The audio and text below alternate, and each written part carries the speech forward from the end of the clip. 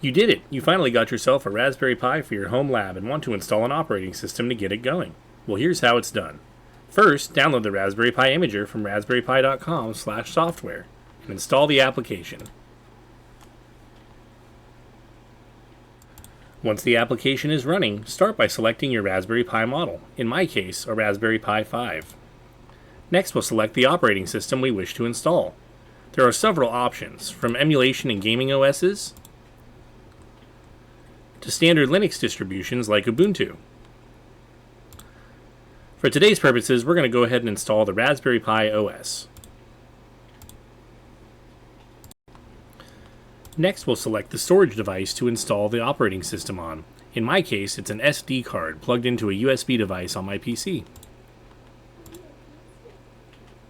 Next, we'll give our Raspberry Pi a name. In this case, I'll just call it Raspberry Pi. Select Next to see your localization settings. Next, we'll create a user. This is the user that will ultimately be used to log into your Raspberry Pi on First Connect.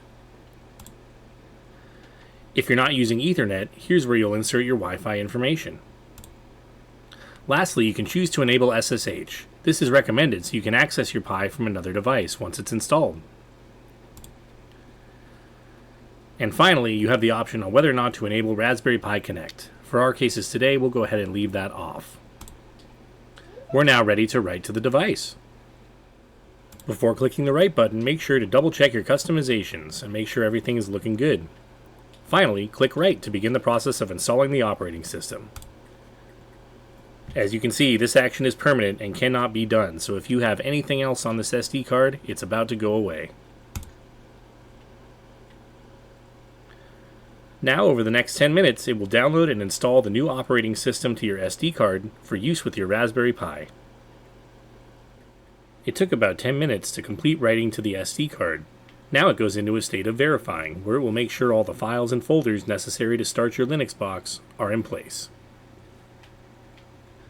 Once the verification process is complete, you get a Write Complete message in the application. Go ahead and select Finish. Now the device will be ejected from my PC and it's ready to go into the Raspberry Pi.